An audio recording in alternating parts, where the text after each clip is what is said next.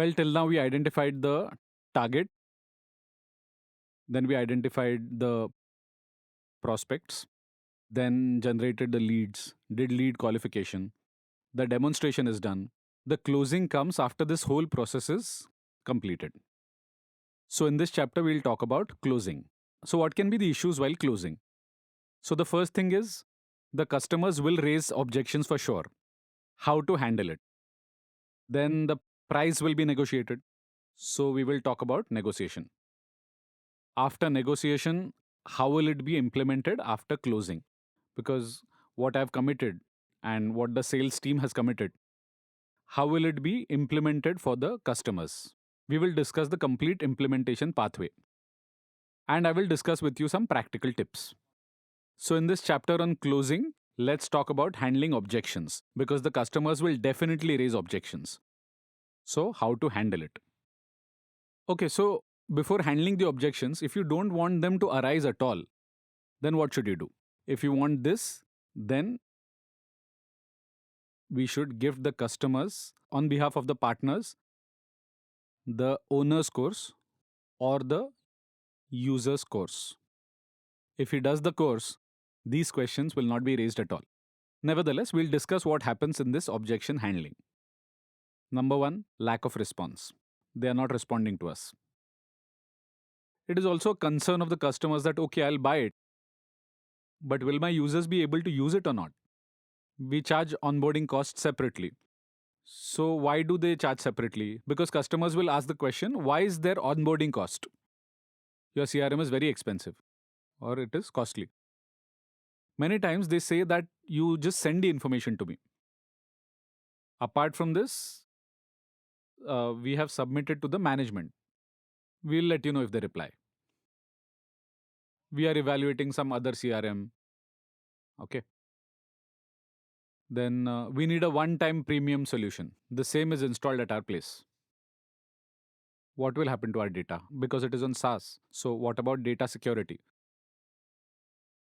Okay, if we finalize it after using it for 1 year or 2 year or 3 years, if we have to terminate your CRM for any reason, where or we are going to ERP, so how can we back up our data? We'll handle a total of 10 issues in this objection section. So let's talk about the first issue, lack of response. Customers do not give a response. We will call or email, but we do not get the answer. Maybe there is a genuine reason. The customers will be busy with some projects. Many must have gone out of the country. Because of this, we don't get a response. That's why you have to have some patience. Or it may also happen that we have not connected to the right person, the one who's the actual decision maker. We are connecting with the person who cannot provide the answer. So we have to connect with that person. I will cover how to connect with that person in the next point. Many times it happens that you get this answer, I'm not interested. If we had done the qualification properly, we could have avoided this issue right there. So we have to be careful while qualifying. Customers say that we do not have time. For those customers who do not have time to see the demo of CRM or understand CRM, obviously, even more time is going to be spent on its implementation. So, if he's not giving time at this time, this is just the beginning. If he's not giving you the time right now, then a lot of time is going to be spent on the implementation. So, it means that they are not serious about CRM. Those people are not serious about CRM. So, these are not our customers. So, we have to let go of these customers. Now, let's talk about other issues of user adaptation.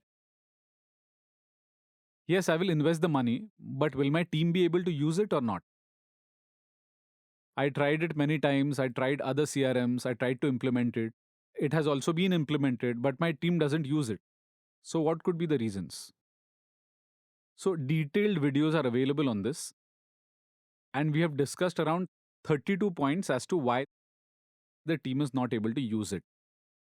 There is a book on CRM, Cracking the CRM Code. And in that, it is explained in detail in the fourth chapter. So I request you to read the book and also watch that video. This question is often raised that there is no user friendliness in the software. You haven't done it in the way we want. You have not implemented it. You have to pay attention to the functionality, the goal we have, the process we want to implement, whether it is being achieved or not, and we have to take care of the UI. You must have heard that there is SAP. So you must have seen the UI of SAP. Still, people are using it like that, aren't they? Even after looking at its UI, because the process can be implemented in that way. Okay. So, will we be able to do our own process or get the output we want from CRM or not? Is that functionality there or not? That needs to be checked. And one more thing that can be told to the customers is that you have a certified Sangam CRM course for a business owner. Subscribe to that. In that, we have covered all these issues. Then the next question is, why is there an onboarding cost? All CRMs are similar, right? And they only charge subscription cost. Why are you guys charging the onboarding cost separately? We have discussed this issue in detail in capacity demonstration. If we had properly done the capacity demonstration, then this issue would not have arisen. Why do we charge onboarding costs and why we charge separately? Well, still, if it is such that they do not want to pay the onboarding cost, then the course is available for our own administrator users. The course for users is also available. Then tell those people that subscribe to this course and implement it yourselves. Just pay us the subscription cost. So you don't need to pay the onboarding cost. Okay. The fourth issue is that your CRM is very expensive or costly. This issue also can be addressed at the time of our qualification. Because at the time of qualification, we talk about our pricing. If he still finds it costly, you can suggest the free CRM to him. Because it's free, there's no expense to it. We understand this by doing a 5-way analysis. First point, let's take the example of a gym. The subscription cost of the gym is 18,000 per annum. And there are two people, Suresh and Ramesh. So, so Suresh feels it is fine, but Ramesh thinks it is expensive. So do you know what is the reason for this? Suresh goes there regularly. He goes daily. He uses the equipment. He exercises daily. He follows the diet plan given to him and is getting its benefit. And Ramesh does not go there at all. He's irregular. He's not following the diet plan that was told. So he doesn't even get the benefit of it. So it is right that Ramesh will find it costly because he's not going there at all. If we see, the equipment in the gym is the same, services are the same, the trainer is the same. Still, Suresh feels that the price is right and Ramesh doesn't.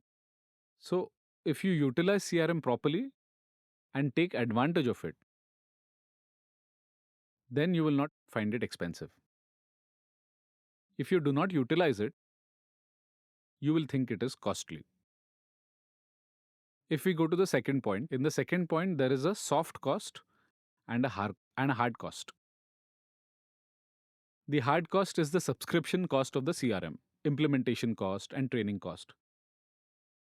This is all the cost that you pay, hard cost.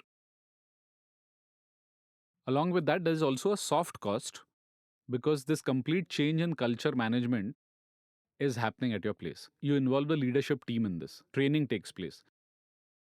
Much of your leadership team's time is spent on implementing it. So, that is the soft cost. And the soft cost is more than the hard cost. So, if we implement it properly, you can save this cost. Then there's a third point. Free CRM is also available in the market and paid is also available. In fact, we also give free ones for less than 10 users. But what happens in the free CRM? You should have that kind of team for technology and managerial work. There should be a team of experts in both of these areas that they can implement it.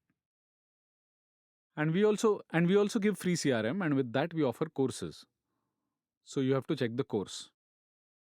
Or the second option can be that you can get it executed and implemented by someone. So we have many partners who charge some amount for it.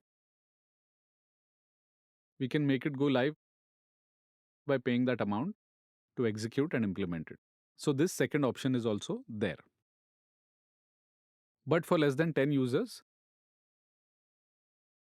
our free CRM is available. Fourth point, we can consider that it should be one time. Why should we pay the subscription cost again and again? Because till now we used to purchase hardware. There is laptop, server, and desktop. For that, we paid the one time cost. Then from the next year, we would pay some AMC cost on top of that. But CRM can't be like that. Inside CRM, it works completely on a complex technology and a complex environment. So there is dedicated development and then R&D in that. The cost for that is going to be charged separately. The second thing, CRM integrates with a lot of platforms, including email and WhatsApp. So if that technology is integrated with it, that means it should be on the CRM somewhere.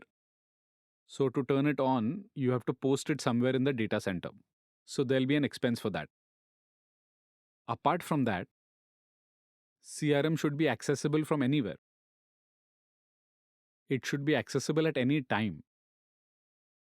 So to access from anywhere, anytime, and on a mobile device, in fact. So there should be a data center too. So that means that you have to pay some cost to the data center owner.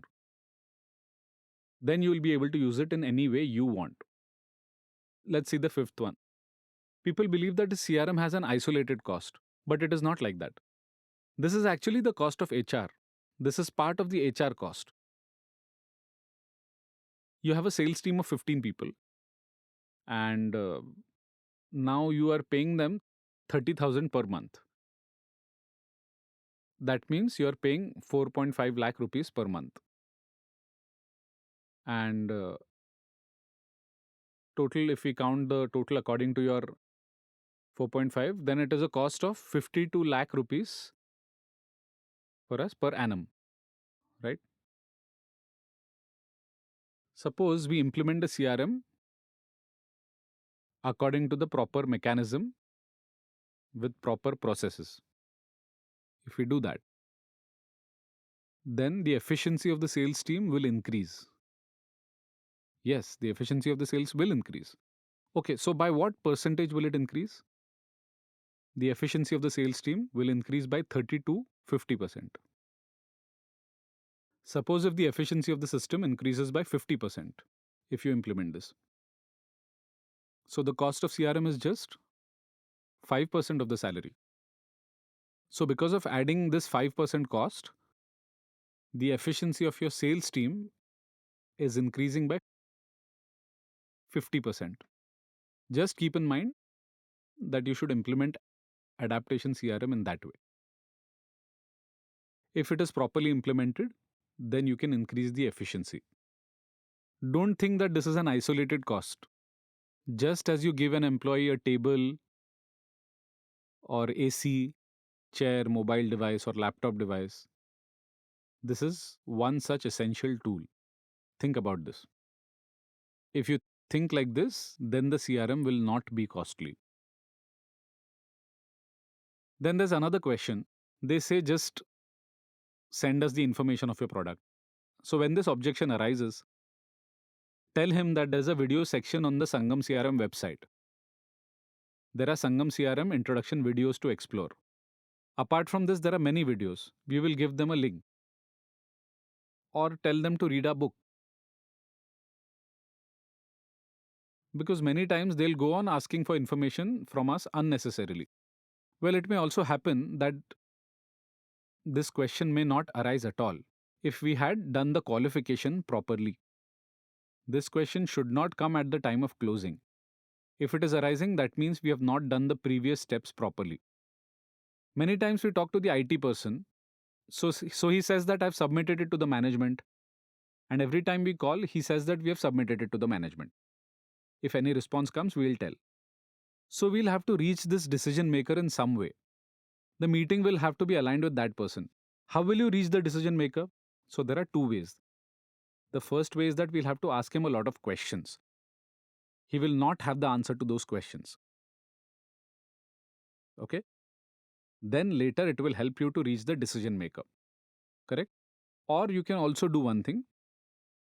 Complete details of a company's website are available on LinkedIn. And on the same page, you will have the details of whoever is the owner, VP, or CEO, or the decision maker on that level. If his contact is also available, we must reach him by any means. If we talk to him, we will know whether our CRM will sell or not. Okay, so don't waste time. We are already using or evaluating competitor X. This issue is very important. How can we help our customer in this problem? We are not selling our CRM to him. We are helping them to solve their problem.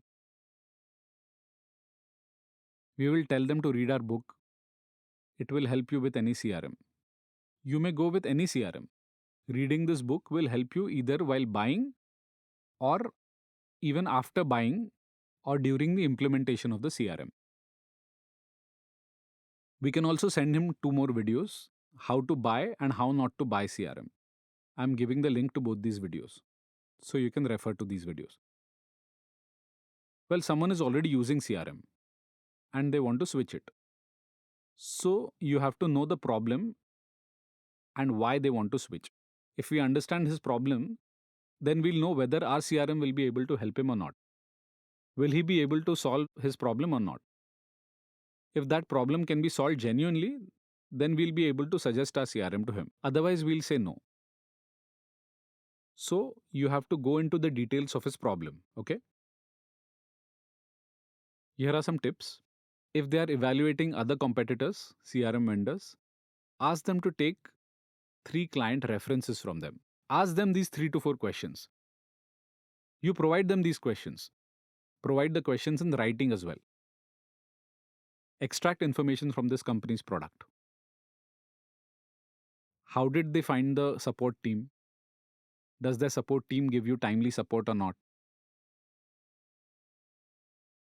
While implementing, what challenges did you face?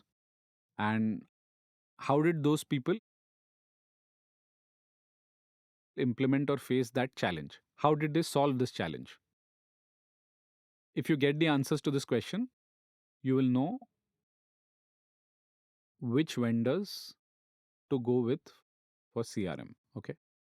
And here we will also be able to give him the list of references of our customers and we'll tell them to ask these 3 or 4 questions. So it will help him to take his own decision about which CRM he should go ahead with.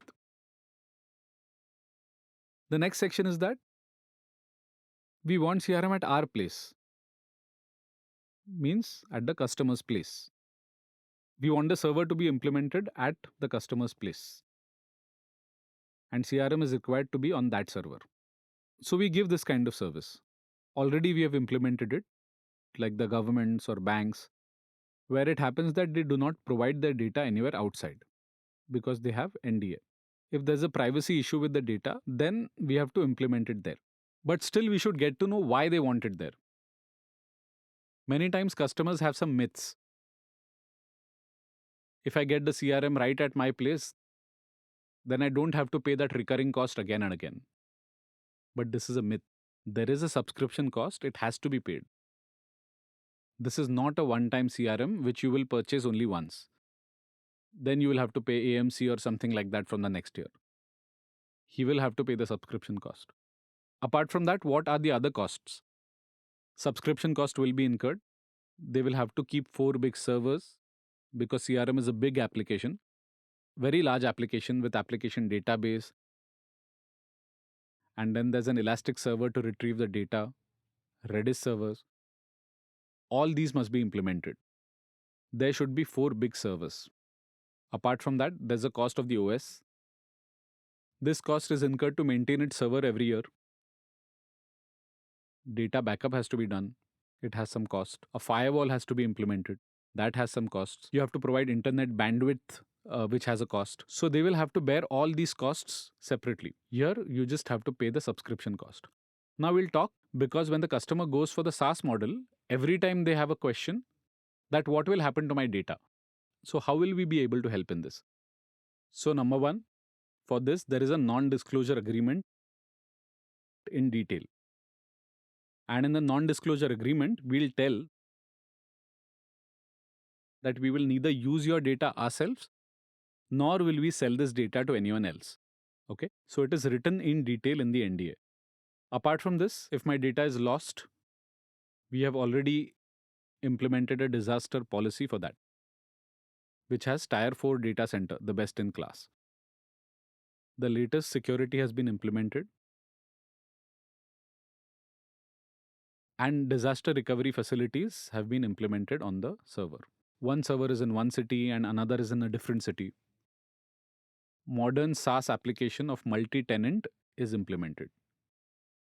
And regularly we keep on doing VAPT. We keep doing VAPT. We keep getting the VAPT certificates. If the VAPT people ask any questions or whatever problems, our team will solve it. And we never share this data with anyone else for any purpose. Okay. I have talked about the server part till now. Now, how will we be able to manage privacy from the outsider? Number one, it has its password policy. The person who will log in will have to enter a username and password, without which he'll not be able to log in. If someone attempts 3 times, we'll be able to give him a login alert. OTP is service based. So when he logs in, he will get the OTP. He will be able to log in through OTP. If there's a single sign in, you can log in through Google sign in. Mobile's IMEI based locking is also there. So they will be able to access that inside the mobile to which IMEI is bound. If they want to use that CRM from their own IP in their own center, they can also do that. If it should work within a specific range, there is geofencing. Suppose you have to work within a radius of 100 kilometers, then you will be able to do that. If they do not want their CRM accessible after office hours or accessible from anywhere, we can also restrict that. That is about our outsider privacy. Now we'll talk about hierarchy-based access control. Let's talk about internal CRM security. So what happens to it in terms of access control? I have a team located in different branches, different cities, different locations, or in the same city or location but different departments. How can we control access to this data? Number one, which module is to be shown? We'll be able to do that. Number two, which record should they see? Number three, which field should be visible inside that record and which should not be visible? We can give access control of that level. Here I'm giving an example.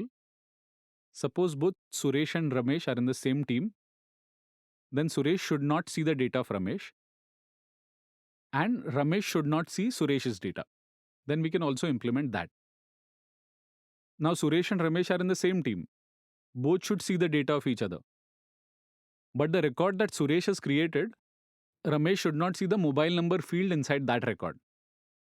So the access control of that level is also there. Now imagine at your place, if at one location there's a sales team and a support team. Then the salesperson should see the sales data only.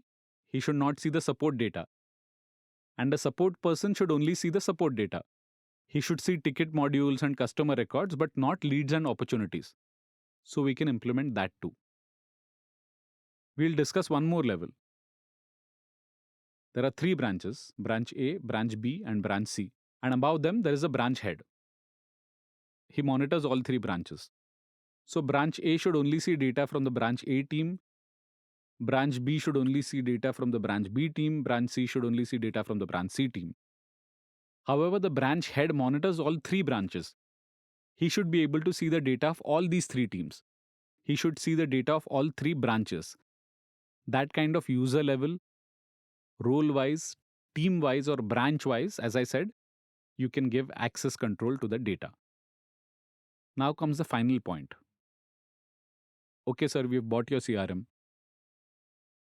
We used it for 2 years, 3 years. But after 3 years, we felt that no, now we want to go for another CRM or implement a better system.